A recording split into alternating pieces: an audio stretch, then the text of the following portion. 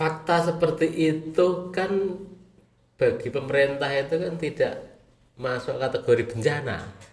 Loh, tadi apa itu Pak? Berarti kau banjir bukan bencana ini. Kita bahagia Iya. melihat masyarakat Rukun gitu ya. punya kepedulian yang luar biasa kayak gitu. Tapi satu sisi itu kan Perintahnya ngapain gitu kan.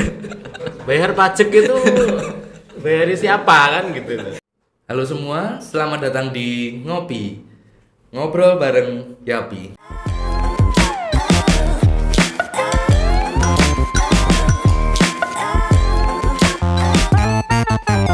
Nah, kita mungkin ngobrolin Pati dulu. Ini keadaannya Pati gimana nih, Pak? Iya, betul. Jadi saya tadi sejak berangkat, sejak bangun tidur itu sudah hujan lebat di tempat saya dan itu beruntun beberapa hari. Nah, yang kemudian kalau di tempatku itu kan nggak masalah hujan, paling yang mengganggu aktivitas orang. Tetapi di satu tempat di sepanjang Sungai Juwana itu ada sekitar 7 kecamatan di situ. Itu kan terdampak luar biasa. Dan bukan hanya hari ini, tetapi sudah sekitar 3 bulan lebih itu banjir melanda baik di kampung maupun di persawahan. Terutama yang paling repot ya di persawahan, karena basis mereka itu adalah petani. Lalu kemudian sudah menanam padi, baru umur sekitar 3 bulan sampai ada yang 4 bulan kebanjiran. Istilahnya kemudian gagal tanam, bukan gagal panen ya, karena memang baru ditanam kemudian mati kan gitu. Gagal tanam. Nah, yang kedua biasanya yang dulu gagal tanam, tetapi kan kemudian kan ada banjirnya, ada surutnya, lalu kemudian diolah lagi, ditanami lagi kan gitu. Nah, persoalannya hari ini adalah selama 3 bulan ini air nggak pergi-pergi. Oke. Jadi akhirnya kalau kita datang ke sana itu, saya kanan kiri jalan Pati Gerobokan itu kita lihat sawahnya kayak lautan. Sampai selama 3 bulan sampai sekarang itu nggak berubah. Di lingkar Pati ya berarti. Ya, jadi itu hampir ribuan hektar itu di sana. Nah, persoalannya fakta seperti itu kan bagi pemerintah itu kan tidak masuk kategori bencana. Loh, tadi apa itu Pak? Berarti kau banjir bukan bencana ini. Makanya kalau saya lihat itu Menarik kan, ini. kalau waktu kemarin pas besar-besarnya itu kan pemerintah kan sibuk, pemerintah ada relawan itu kan sibuk bikin bantuan. Oke. Bantu nasi bungkus, bantu Indomie macam-macam kayak gitu kan. Sekarang saya lihat hampir tidak pernah ada orang ngasih bantuan ke masyarakat misalkan terkait dengan seperti ketika terjadi banjir yang menggenangi rumah-rumah. Padahal dari sisi ekonomi, ketika petani itu misalkan sudah nanam padi, kemudian memupuk dan sebagainya, itu semua modal itu udah di sawah semua. Artinya kadang-kadang mereka sampai ngutang ke bank untuk produksi baru kan begitu. Sehingga harusnya itu memang, kenapa harusnya begini, problemnya itu adalah soal terminologi bencana di tingkat pemerintah itu kan dibatasi. Harus ada surat pernyataan dari pimpinan daerah macam-macam gitu. Nah, misalnya kayak kemarin Solo itu kan wali kota kan menyatakan bahwa sekian hari merupakan darurat bencana. Itu resmi, itu berarti itu bisa ditangani dengan menggunakan dananya pemerintah. Tetapi kalau tidak ada surat seperti itu yang dikeluarkan oleh pimpinan daerah, maka pemerintah tidak boleh menggunakan duitnya untuk merespon bencana itu. Menarik ini Pak. Gitu ceritanya. Jadi gitu. gini, berarti karakteristik dianggap bencana itu berarti tergantung kepala daerahnya atau ada kriteria tersendiri? Ada kriteria memang. Tapi harus nunggu juga surat dari Iya, kepala daerahnya. betul. Kalau itu sudah masuk kriteria tapi tidak dikeluarkan surat dari, Ya nggak bisa menggunakan dana nggak disebut bencana berarti. bencana. Itu. Ngeri juga ini. Udah banjir gitu kan. Soalnya kalau di Pati itu kan background pemimpinnya itu kan apa namanya dinas perhubungan, jadi nggak paham urusan pertanian. Oke. Itu bupatinya. Ya, Oh. jadi akhirnya nggak mikir bahwa oh kalau genangan gitu ya nggak apa-apa, orang nggak pemandangannya bagus kan gitu. Padahal kalau genangan juga menghambat jalan kan Iya, ya. kadang kalau sawahnya tergenang bagi petani itu adalah bencana gitu. Oke. Makanya kalau orang-orang pinggir Sungai Juara itu seringnya malah bilang gini, kalau saya sering ngobrol dengan mereka itu, Pak, kalau banjir itu lebih senang yang banjir kecil apa yang banjir besar? Nah, gitu. Oke. Nah mereka banyak kan menjawab banjir gede mas gitu. Loh kok iso kan gitu kan, kok orang kok suka banjir gede. Kalau banjir besar itu misalkan sawah terendam, kampung terendam, pemerintah datang mendata, lembaga-lembaga bantuan datang memberikan bantuan, lalu kemudian apa namanya dapat istilah mereka itu ransop lah ya, nasi bungkus macam-macam itu enak direspon, nanti juga sawahnya didata berapa hektar yang terendam gitu. Tetapi kalau yang banjir cuman sawah saja, pemerintah nggak ngelihat kalau ada banjir, sehingga apa? Sehingga tidak ada bantuan dan lain sebagainya, kayak gitu. Oke. Oleh karena itu ya lebih baik banjir besar toh, Sekalian gitu ya. sekalian kan gitu. Daripada kecil-kecil tanggung ya kan. Gitu. Bantuan Karena nggak kalau turun. sawah cuma terendam saja, dia tidak dapat bantuan, tetapi kerugiannya luar biasa. Karena modal untuk bertani misalkan padi itu ya, hari ini 1 hektar itu bisa sampai 10 juta sampai 15 juta. Tapi kalau di Pati ini yang banjir kan, kalau kita bicara Pati kan luas kan Pak itu. Dari wilayah Kendeng sampai pesisir kan itu. Iya. Itu yang banjir itu dari mana? Dari pantainya juga ada rob apa enggak?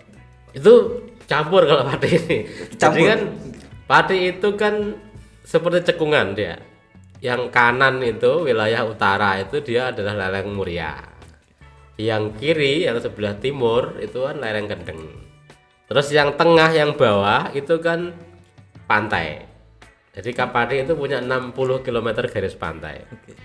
Nah, ketika kemudian sekarang ini semuanya berkontribusi untuk banjir padi gitu.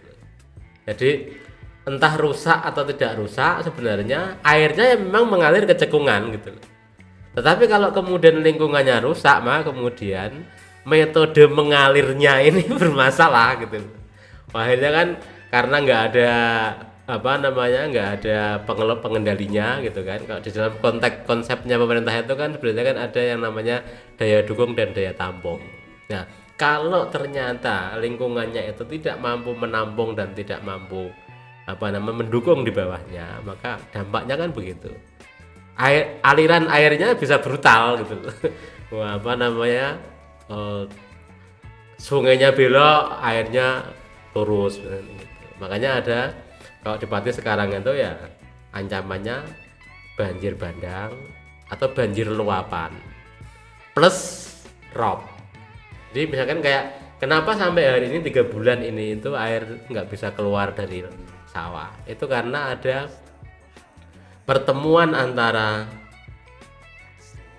kiriman air dari atas dengan dengan situasi yang kerusakan lingkungannya yang luar biasa karena alih fungsi. Kemudian di bawah itu ketika mau masuk ke laut disambut dengan rob, air naik. Akhirnya apa? Akhirnya ngendon di tengah kan begitu. Sehingga kayak teman-teman sekarang yang di Margorejo, Kecamatan Margorejo, Kecamatan Kayen, Sukolilo, Kecamatan Juwana, Kecamatan Jakenan, Gabus itu akhirnya sawah-sawahnya itu jadi seperti lautan. Belum nggak bisa sampai turun ke laut karena dihadang oleh rob gitu kan. Nah, satu sisi misalkan di lereng Muria juga sama dia. Lereng Muria yang misalkan wilayah Pati Utara itu juga sama begitu. Ketika Muria ini kemudian hujan dan kemudian ini tidak terkendali, makanya kebanyakan justru malah di Muria itu banjir bandang. Oke. Nah, banjir bandang ini juga repot di dalam konteks penanganannya, terutama di pemerintah itu ya. Perspektif menyebutkan bahwa itu bencana itu mereka kesulitan. Karena begini misalnya, pagi itu wire itu segini misalkan, sedada gitu kan di kampung. Tetapi nanti misalkan zuhur jam 12 siang kering tuh tanahnya nggak ada. Kadang-kadang yang namanya banjir bandang itu kan 2 jam, 3 jam gitu. Nah, kalau banjir bandang yang tidak terlalu brutal gitu ya. Kayak yang kemarin kayak yang di Pati Selatan yang kayak di wilayah Tambak Romo itu kan brutal kan. Sapi berapa ekor bentir, rumah hancur kan begitu. Nah, tapi kan ada banjir bandang yang dia itu hanya merusak sawah. Merusak tegalan, merusak tanaman pertanian. Cuma ngalir Tapi gitu ya. di kampung hanya misalkan mengganggu transportasi selama 2 jam kan gitu aja. Nah itu kan mereka kan kesulitan menentukan itu bencana apa tidak. Nah kalau mereka kemudian kesulitan untuk menentukan bencana apa tidak, maka kesulitan untuk membuat anggaran untuk merespon kan. Padahal petani habis-habisan nih kehilangan semuanya. Nah itu problem-problem yang terjadi, sehingga artinya bahwa kalau kita mau bicara soal bencana itu tidak hanya bicara soal kerusakan lingkungan, tetapi juga kesiapan baik masyarakatnya maupun pemerintahnya. Oke, berarti kalau yang 3 bulan ini dianggap bencana atau enggak ini Pak? Kalau banjirnya di Pati? Belum jelas karena kan masih sekarang ini. Masih juga. Maksudnya itu kan kalau mereka menganggap bahwa itu bencana, itu kan paling enggak kan ada pergerakan program, misalkan di data deh listingnya gimana kayak gitu misalkan. Apa yang bisa dilakukan itu. Nah ini kan saya selama 3 bulan itu tidak pernah mendengar ada statement dari pemerintah tentang banjir ini mau diapain. Berarti kan 3 bulan ini bahkan belum ada kejelasan dianggap bencana apa enggak itu dari pemerintah Belum kabupaten. Mari. Berarti enggak ada anggaran turun 3 bulan ini padahal udah kerendam ini. Jadi kemarin itu saya lihat kalau waktu banjir yang sampai merendam rumah-rumah itu yang kerja kan relawan semua. Oke. Relawan kelompok apa gitu nyumbang masyarakat. Nah, politiknya pemerintahnya itu kemudian relawan ini dimobilisasi. Nanti bupatinya datang ke poskonya relawan bikin video TikTok sebentar gitu kan. Tetapi dari sisi kebijakan, jadi sebenarnya kan pemerintah itu yang dibutuhkan kan kebijakan ya. Entah itu kebijakan yang berhubungan dengan aturan maupun kebijakan yang berhubungan dengan anggaran.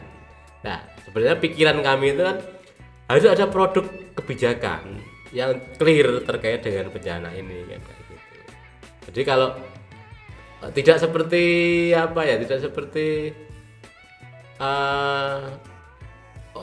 yang di kampung gitu, tanggone omahe kebakaran kemudian datang melu nyiram, itu kan bukan begitu. Itu kan bukan pemerintah gitu. Jadi pemerintah itu kan harus ada sistemnya kan kayak gitu. Nah, itu yang tidak terjadi di Pati. Berarti malah di Pati ini penanganan banjir yang terakhir ini malah benar-benar swadaya dari masyarakat ya? Ya kalau saya lihat begitu. Itu kebanyakan memang dari masyarakat Pati sendiri apa ada dari luar juga Pak? Dari Pati. Dari Pati. Banyak gitu. Oh, berarti Pati solid juga nih orang-orang. Ada NU Peduli misalkan begitu. Organisasi gitu ya Pak. Oke. Muhammadiyah, kemudian kelompok-kelompok lain. Wah, jadi saya melihat perkembangannya itu dari sisi kepedulian masyarakat terhadap respon-respon kemanusiaan itu semakin kuat. Tetapi kemudian dengan kekuatan masyarakat itu pemerintah memanfaatkan gitu. Tidak mewadahi ini menjadi dikapitalisasi untuk semakin kuat gitu loh. Tapi ya wis lah nek wis urus aku tak nonton wae. Iya. Jadi kayak ya. Apa istilahnya? Pedang bermata dua apa gimana maksudnya? Apa koin bermuka dua. Jadi kalau pemerintahnya nggak jalan, yang jalan malah masyarakat. Iya, satu sisi kan jadi solid gitu kan. Maksudnya, satu sisi kan kita bahagia melihat masyarakat rukun gitu ya. Punya kepedulian yang luar biasa kayak gitu. Tapi satu sisi itu kan Perintahnya ngapain gitu kan? bayar pajak itu bayari siapa kan gitu. Ya, menarik gitu. Kontribusinya kan gitu. Jadi kan repotnya kan di situ. Ya, persoalannya adalah kemudian ini orang-orang yang peduli ini itu kan memang kan pure urusan kemanusiaan. Iya. Jadi harusnya itu kan memang kan selain dia peduli terhadap kasus, terhadap bencana, terhadap apa, itu kan juga punya tingkat kekritisan bahwa ada negara, ada pemerintah, itu ada orang yang bertanggung jawab di situ. Kalau banjir itu urusannya sama siapa? Kalau misalkan urusan yang lain, administrasi udah siapa kan begitu. Nah, kesadaran itu harusnya dibangun juga oleh teman-teman relawan. Supaya apa? Supaya dia tidak mengambil alih tugas pemerintah. Jadi kalau dia mengambil alih tugas pemerintah itu kan berarti kan repot. Jadi masyarakatnya tetap menjadi korban kan gitu. Ya, gitu. Jadi sebenarnya kan ini kan saling mengisi. Relawan itu adalah mengisi kekosongan apa yang nggak bisa. Tapi kalau bukan mengambil alih. Nah, kalau sekarang itu kan mengambil alih. Ditelepon sama Pak Bupati kemudian disuruh menyelesaikan itu. Oh gitu malah. Padahal kan pemerintah kan punya power pemerintah itu kan sendiri. duit gitu kan. Pasti SDM juga ada. Iya. Aturan juga bisa mengatur kan begitu. Oke, jadi malah yang di Pati ini dari pemerintahannya malah meminta tolong ke dimobilisasi oleh swadaya masyarakat ini ini. gerakan masyarakat, tetapi dimobilisasi oleh pemerintah. Daerah. Kan gitu. Oke. Dari sisi relasi itu bagus gitu. Tapi kalau kemudian pemerintah akhirnya tidak mengerjakan apapun, lalu yang bekerja adalah para relawan, ini yang problem. Tapi itu sumber dana tetap dari relawan kan? Iya, kayaknya mereka donasi gitu kan. Nggak keluar dari APBD kan itu berarti. Nanti Nah, kita coba tapi tanyakan. juga begini, akhirnya juga ada peluang begitu, misalkan mungkin ada yang dapat ongkos dari APBD tapi dia tetap nggalang donasi. Oh.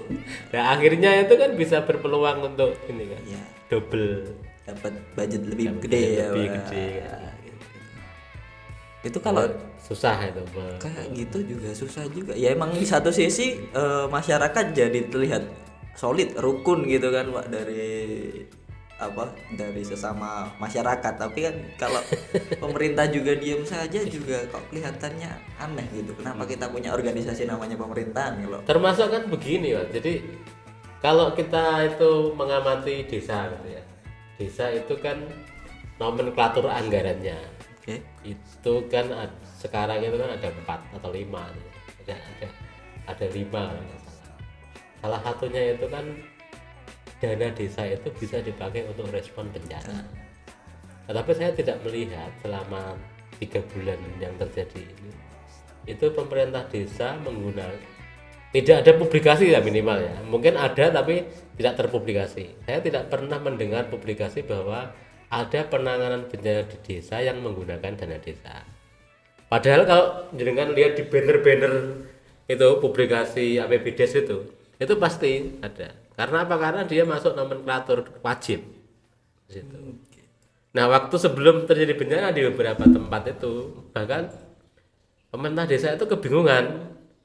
Nomenklatur yang untuk bencana ini kalau tidak terjadi bencana itu dipakai untuk apa? Padahal sebenarnya di dalam konteks penanganan bencana itu kan sekarang itu menurut undang-undang itu kan pra, saat, dan pasca. Jadi kalau misalkan wilayah kita itu wilayah yang punya ancaman bencana, maka harus ada kerja-kerja menyiapkan masyarakat untuk tanggap bencana. Misalnya, ini wilayah kita sering banjir. Ya kalau misalkan tidak ada infrastruktur yang membantu supaya nggak banjir, berarti masyarakatnya harus disiapkan. Edukasi masyarakat untuk merespon banjir itu bagaimana, kalau menghadapi gempa itu bagaimana, kalau menghadapi tanah longsor itu bagaimana, itu kan semuanya kan harus diedukasi. Oke. Itu problem kalau apa namanya sampai ke situ. Teman-teman Ngopi, Pak Husein ini juga concern dalam isu kebencanaan juga, jadi bukannya beliau sok tahu, memang tahu dia kan. Jadi jangan heran kenapa Pak Husein bisa menjelaskan soal kebencanaan, bahkan dalam tataran anggarannya tingkat desa pun dia juga bisa menyampaikan, karena memang beliau concern di kebencanaan dan beberapa kali kerjasama ya Pak bilangnya apa dengan BPBD. Fasilitator. Oh, jadi fasilitator. Isu pengurangan risiko bencana, kemudian di pemerintah itu ada Destana, Desa Tangguh Bencana.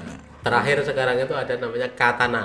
Keluarga Tangguh Bencana. Tangguh Bencana. Itu pemerintah bikin punya itu.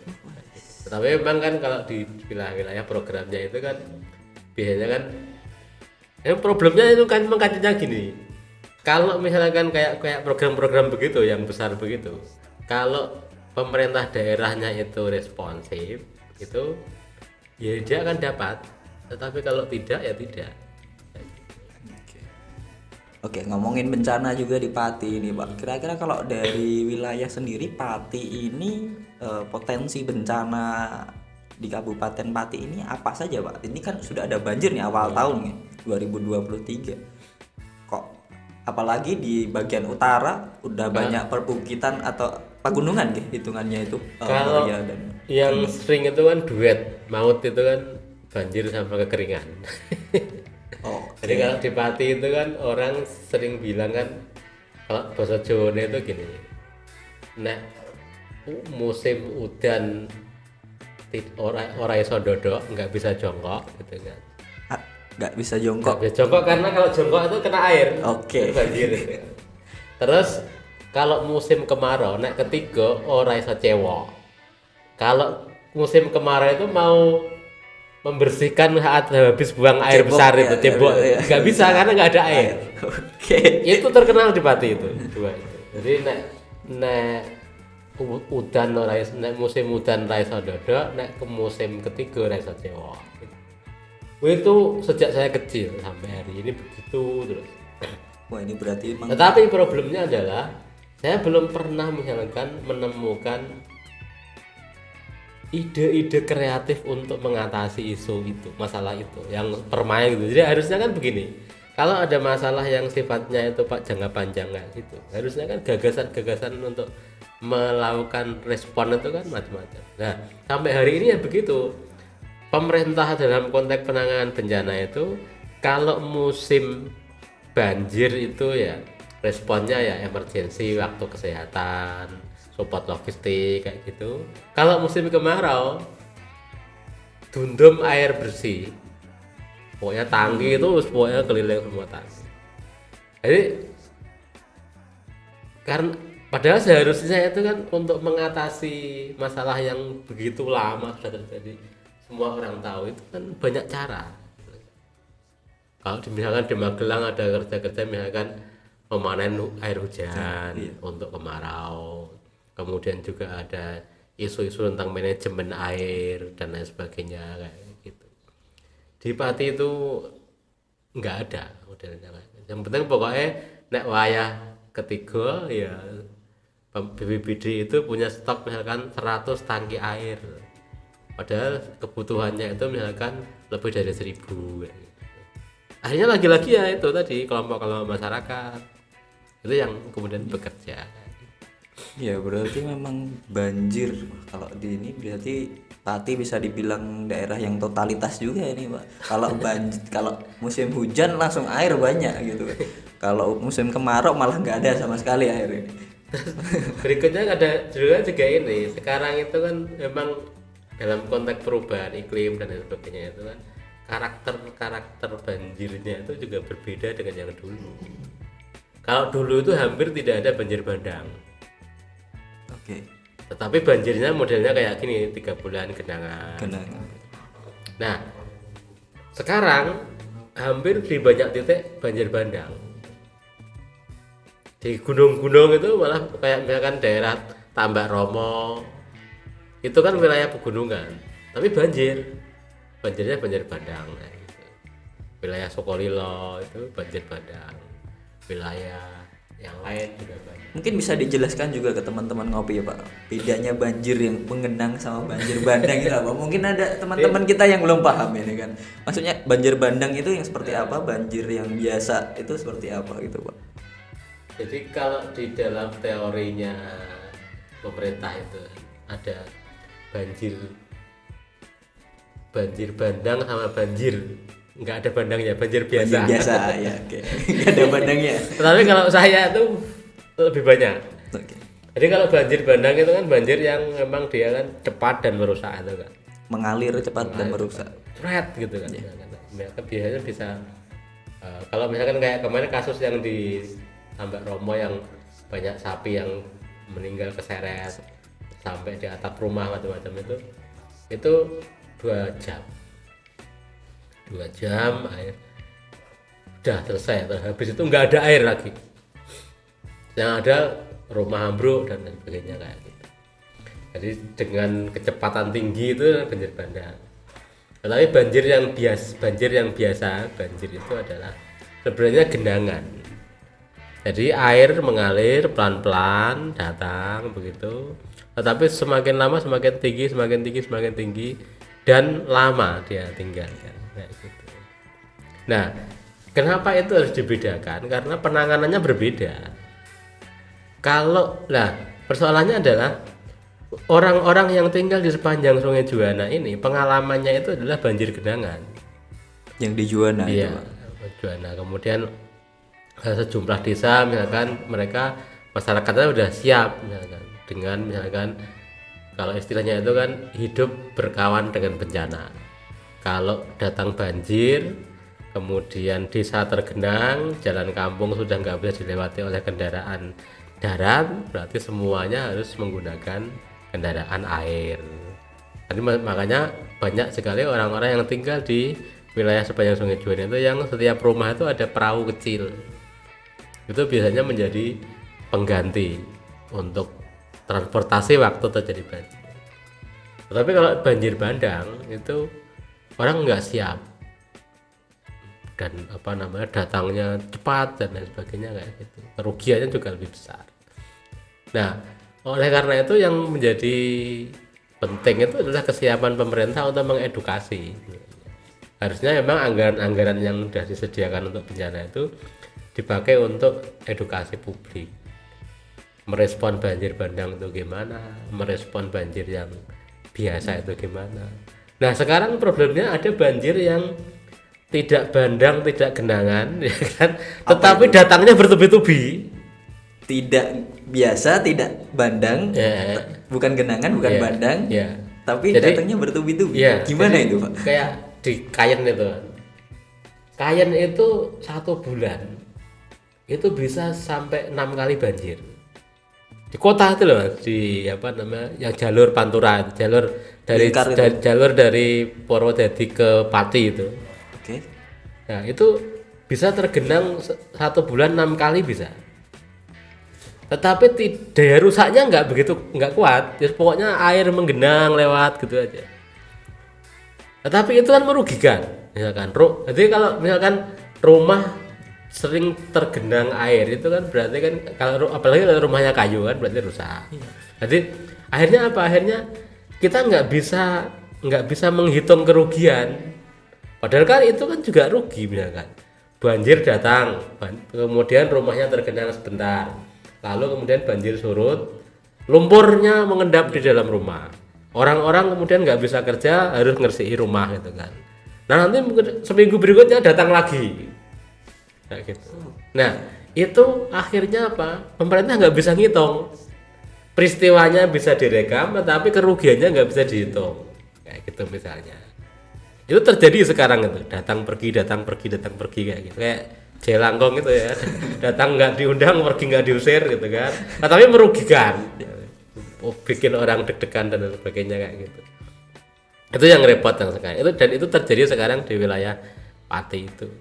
Jadi ada banjir genangan ya, banjir bandang ya, banjir yang tidak berkelamin itu tadi. Nggak tahu bandang, nggak tahu biasa ini. Bukan bandang, bukan biasa, itu kan ya mungkin kayak LGBT, banjir LGBT. Gak jelas berarti ini Jelas, Pak. gitu. Berarti ya oke. Itu tadi apa sedikit miris kalau masyarakat harus berteman dengan bencana. Iya, jadi ini bencana yang mana yang harus ditemani kan gitu, jadi susah. Ya, di satu sisi mungkin bisa membuat masyarakat tangguh gitu kan. Tapi Ya. di sisi lain kan juga tidak baik Dan juga itu- untuk peradaban gitu. Itu kan sebenarnya kan efeknya kan luar biasa di dalam konteks perencanaan pembangunan ya. Misalnya sekarang misalkan itu juga ada hubungannya dengan penataan ruang kan begitu misalkan. Semakin banyak ruang yang dikuasai oleh alih fungsi misalkan ada entah itu digunakan untuk produksi maupun digunakan untuk perumahan gitu kan. Ya karena alasannya bisa misalkan semakin banyak penduduknya, semakin banyak secara ekonomi, kebutuhan ekonominya semakin kuat kan begitu. Tapi memang akhirnya kan tugas pemerintah itu kan membuat konsep supaya kalau istilah kita itu pengurangan risiko. Jadi banjir itu mungkin tidak bisa dihindari, tetapi risikonya bisa dikurangi kan gitu. Nah, bagaimana caranya? Bagaimana caranya adalah bagaimana infrastrukturnya ditata dengan baik. Lalu kemudian masyarakatnya disiapkan kayak gitu. Kan dua ini benar SDM sama sumber daya alamnya itu yang harus ditata. Jadi sekarang ini sebenarnya di dalam konteks penanggulangan bencana itu yang paling penting itu adalah kerja-kerja pengurangan risiko. Diminum dulu nggak apa-apa Pak. Dipegang terus. Aduh, jadi memang kalau kita bicara bencana itu, apalagi di sini pemerintah Pati belum mengeluarkan surat apakah di Pati ini termasuk bencana atau tidak. Tapi kalau kondisi terakhir di Pati saat ini, apakah masih banyak daerah-daerah yang tergenang banjir atau sudah surut semua ini? Sekarang yang masih itu sepanjang Sungai Juwana, terutama yang persawahan. Tadi pusat tanaman padi itu yang sekarang tidak produksi kayak gitu. Oke. Jadi malah di pinggiran Sungai Juwananya masih ada Iya. luapan di sana. Kadang-kadang masuk ke desa waktu beberapa hari gitu saya lewat ke beberapa desa yang di pinggir sungai itu ya masih menggenangi perumahan juga. Dengan kondisi seperti itu masih ada lembaga-lembaga atau organisasi-organisasi yang memberikan bantuan nggak Pak? Sampai Ya secara sporadis mungkin ada ya. masih ada Misalkan, juga, ya. tapi sudah berkurang gitu ya mungkin. Ya itu jadi repot juga kalau sudah tidak ada yang tidak ada yang bantu juga susah juga itu kalau banjir gitu kan. Merasa ditinggal pemerintah juga nggak ada respon sama sekali. Makanya kebutuhannya kan sebenarnya kan kalau kayak gini itu kan memang yang ngomelin seperti ini itu penting gitu. Iya. Karena persoalannya kan begini sekarang. Sudah terjadi seperti itu ya kan. Tidak ada yang ngomel. Kemudian dianggap pemerintah menganggap itu tidak masalah gitu kan. Masyarakatnya yang merasa ini masalah tetapi dia tidak tahu menyampaikannya kemana. Bisa karena frustasi dengan pemerintahnya, bisa karena apatis gitu. Udah bodo amat gitu ya. Bodo amat kan gitu. Nah itu problemnya, makanya kebutuhan untuk kelompok-kelompok yang menyuarakan, kelompok-kelompok yang ini, jadi kebutuhannya itu tidak hanya soal kebutuhan relawan membantu masyarakat dalam hal kebutuhan-kebutuhan logistik, tetapi adalah bagaimana ada kerja-kerja advokasi kepada pemerintah untuk memperjuangkan kepentingan masyarakat yang terkena bencana ini gitu. Ini yang jarang dilakukan orang. Kalau relawan yang bantu nasi bungkus itu udah luar biasa. Tetapi relawan yang membantu masyarakat untuk memperjuangkan kepentingan-kepentingan yang tidak terakomodir ini yang tidak ada. Misalkan ngitung tentang kerugian kalau 1 hektar itu kalau sudah umur sekian pemupukan sudah lewat itu berarti ruginya berapa kayak gitu. Sementara pemerintah itu kan punya untuk program tuh asuransi pertanian. Ada itu Pak? Ada. Jadi kalau kita nanam entah itu padi entah itu apa itu, pemerintah itu punya program asuransi pertanian. Tetapi karena pegawai-pegawai pertanian itu jarang mengkampanyekan atau mengkampanyekan tapi sekedar dikabarkan saja, tidak diadvokasi begitu, akhirnya nggak ada petani yang dapat asuransi. Yang kan harus bayar premi kan di asuransi. Daftar ya. dulu aja Daftar dulu, bayar premi kan begitu. Nggak dilakukan. Padahal menurut saya di wilayah-wilayah yang bencana ini harusnya itu ya diasuransikan. Iya, penting itu. Kayak gitu. Itu undang-undang itu asuransi pertanian itu. Berarti itu dikelola oleh pemerintah daerah, Bu, untuk yang asuransi pertanian. Enggak, jadi asuransi dia dikelola oleh misalkan perusahaan asuransi, tetapi kerjasamanya dengan pemerintah untuk isu pertanian. Oh, gitu. Jadi kolaborasi antara swasta asuransi dengan pemerintah daerah gitu ya, Pak ya, Itu untuk ada memberikan asuransi. preminya kecil, tapi kemudian dapatnya itu sesuai dengan hitung-hitungan produksi pertanian. Tapi kalau di Pati sendiri itu nggak ada program bibit sama pupuk gratis gitu, Pak? Tidak ada ya? Ya ada juga. Ada juga. Nah, itu kan sebenarnya kayak itu kan program-program reguler. Bantuan-bantuan APBD dari Dinas Pertanian kan kayak gitu. Tapi kan untuk misalkan memutuskan hal-hal yang kayak gitu kan harus ada hitung-hitungan data. Dan nggak semua terdaftar gitu. Ya, misalkan pemerintah itu misalkan data tentang bencana gitu kan, kadang-kadang kan kesulitan. Ya kan yang didata cuman berapa kakak, berapa jiwa gitu. Karena hanya digunakan untuk menghitung bantuan logistik, tidak untuk menghitung yang lebih luas ya, gitu. Jadi berat kita jadian ngobrolin bencana ya. Memang sekedar info, beberapa waktu yang lalu Pati 3 bulan terakhir ini ya Pak ya, berarti dikenang banjir akhir 2022 masuk ke awal 2021. 2022 2023. 23. Ya. Jadi Sampai sekarang di akhir tahun penutupan 2022 sudah disambut dengan banjir sampai dengan awal tahun 2023 itu banjir bandang dan banjir genangan atau biasa itu tadi ya Pak ya. Dan ada yang bertahap yang tidak ada jenisnya tadi. Aduh. Ini juga apalagi di sini semoga aja nih teman-teman ngopi ada nih. Kira-kira temennya bupati apa gimana gitu kan gitu. Bisa ngomong. Ini kok karakteristik disebut bencana kok nggak keluar-keluar. Nggak keluar-keluar gitu kan. Masalahnya nggak ada pernyataan. Nggak ada pernyataan gitu. Padahal kalau dilihat juga tergenang juga. Banjir masuk rumah juga. Sawah juga tergenang gitu. Mungkin aja teman ngopi kita salah satunya bupati Kabupaten Pati. Tapi ngomong-ngomong Bupati, bukannya saat ini udah dijalankan PLT ya Pak? Atau masih PJ ya kalau namanya? Itu berarti menunggu di pemilihan 2024 juga.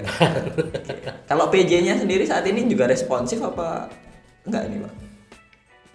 Iya dari sisi Atau sama aja?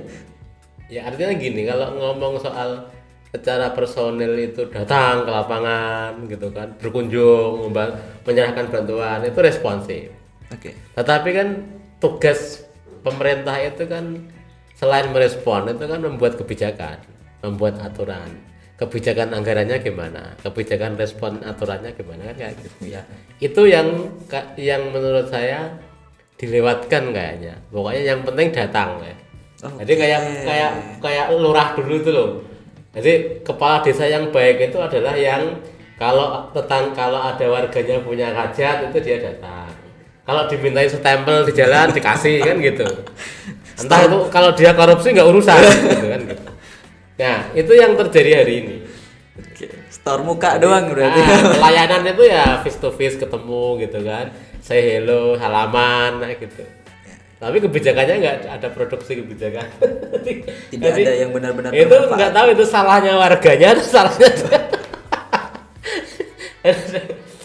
nggak ada yang kerja edukasi warga. Tugas bupati itu apa? Warga itu coba tanya aja warga dampingan kita itu. Tugas kepala desa itu apa sih? Mereka orang-orang itu bingung tugasnya.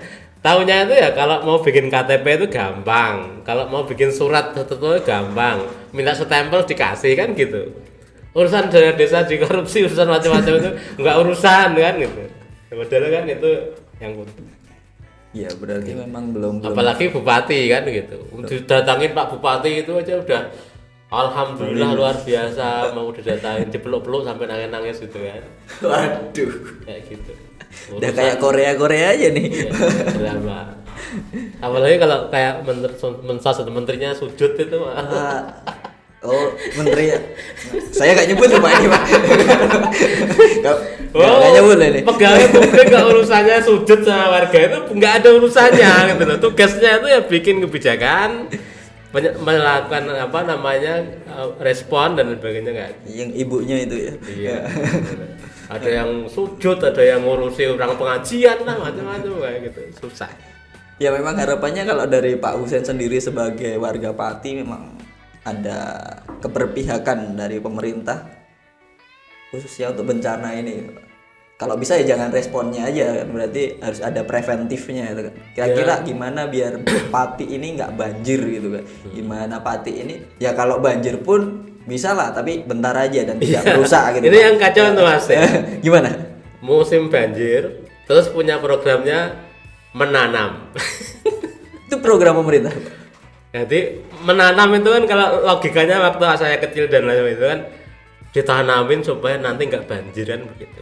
Oke, reboisasi. Reboisasi ya gitu. Tapi ini waktu banjir itu duitnya dialokasikan untuk menanam, bukan untuk merespon. Nah, yang repot lagi itu kan menanam tidak merawat. Sekarang bayangkan ya kalau tanaman itu ditanam kemudian tidak dirawat. Memang kita aja butuh perawatan kok manusia kan gitu kan. Apalagi tanaman itu kan kalau nggak dirawat terus gimana? Berarti di Kendeng itu udah ribuan, ratusan ribu mungkin orang menanam. Mulai dari BNPB turun ke Kendeng bawa helikopter, siapkan helipad menanam ribuan tanaman. Lalu bupati bikin, lalu tentara bikin, polisi bikin. Sekarang terakhir ini apa namanya pemerintah kabupaten mengajak relawan-relawan untuk semua apa namanya saweran bibit gitu. Persoalannya kan ketika sudah ditanam itu dirawat apa tidak? Apalagi kok nanamnya waktu banjir itu kenapa saat durungnya banjir itu di program gitu loh. Pas banjir malah nanam kayak gitu. Iya. Kayak gitu problem yang kita hadapi. Jadi malah kelihatan aneh gitu kan. Ini ada uang harusnya bisa pakai buat teman-teman korban banjir dulu tapi malah buat menanam. Kemarin malah kagak nanam. Aduh. Hari ini kita mendapatkan sedikit bukan sedikit sih, banyak daging semua ini tadi Pak Husein tentang kebencanaan. Kita bisa tahu apa bedanya tuh tadi banjir biasa sama banjir bandang. Terus kira-kira kebijakan di pemerintahan itu seperti apa terkait bencana. Oh, ternyata ada juga sistem di mana banjir atau bencana itu ditentukan dulu oleh pemerintah daerah. Kalau nggak ditentukan oleh pemerintah daerah itu belum bisa disebut bencana gitu kan. Karena kan ada definisi bencana kabupaten, bencana provinsi, bencana nasional. Itu nanti untuk mempengaruhi kewenangannya ya Pak. Kewenangannya yang menjalankan siapa lah. Sama duitnya dari mana? Nah, duitnya dari mana? Kalau provinsi berarti gubernur nih ngeluarin duit. Kalau kabupaten berarti bupatinya. Nah, itu mungkin sebenarnya hal-hal seperti itu yang harusnya bisa diselesaikan secara internal di pemerintahan, tapi di sini karena keterlambatan masyarakat lagi nih. Lama 3 bulan loh kebanjiran loh. Aduh. Oke. Mungkin itu aja Pak Husein, terima kasih. Itu aja, terima kasih teman-teman ngopi yang selalu setia menyaksikan acara kami. Saksikan episode selanjutnya, acara kami selanjutnya. Terima kasih, bye bye.